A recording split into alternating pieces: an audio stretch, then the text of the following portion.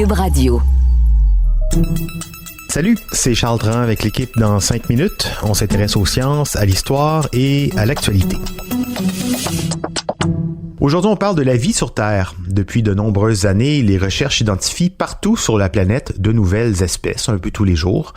Et même si parmi elles, plusieurs sont en train de disparaître, notamment à cause de la détérioration de notre environnement, il reste néanmoins de très nombreuses espèces encore à découvrir sur Terre. Et oui, voici Élise Jeté.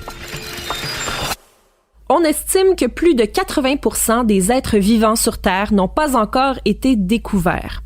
Mario Mura et Walter Jetz, deux biologistes de l'université Yale, ont décidé de cartographier les lieux qui pourraient encore contenir des espèces à découvrir.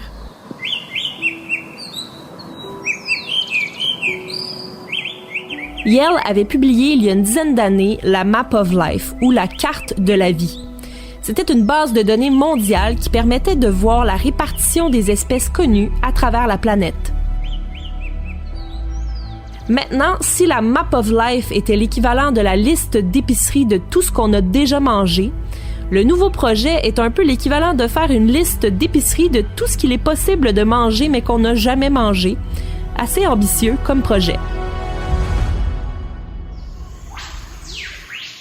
Pour commencer cette nouvelle banque de données, les chercheurs ont compilé des informations au sujet de 32 000 vertébrés déjà connus.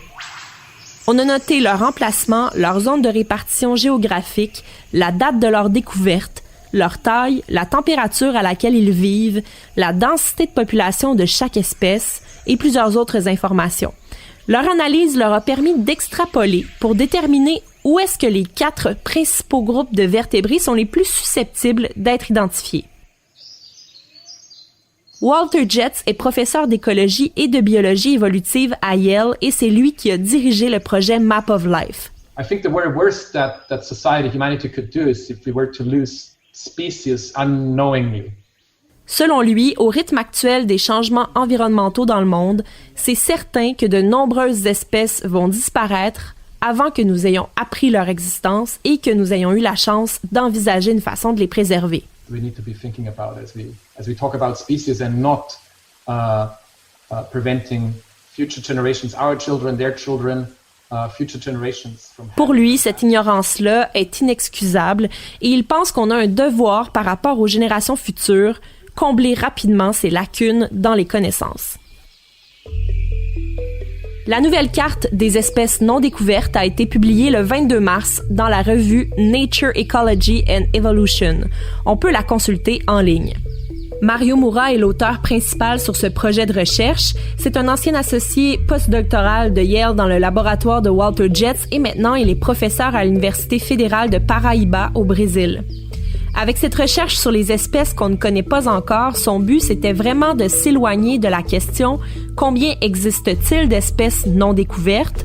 pour se rapprocher davantage des questions « Quelles espèces cherche-t-on » et « Où est-ce qu'on les cherche ?» Il explique dans la revue que les espèces inconnues sont généralement exclues de la planification de la conservation, de la gestion et de la prise de décision. En d'autres mots, il est assez difficile de protéger des animaux si on ne sait pas qu'ils existent. Trouver les pièces manquantes du grand casse-tête de la biodiversité, c'est donc une étape cruciale pour améliorer la conservation des espèces. Dans leur carte des espèces manquantes, nos chercheurs ont examiné 11 facteurs clés pour prédire les emplacements où des espèces non découvertes pourraient être localisées. Par exemple, les grands animaux avec de larges aires géographiques dans les zones peuplées sont plus susceptibles d'avoir déjà été découverts. Les nouvelles découvertes de telles espèces seront probablement rares à l'avenir.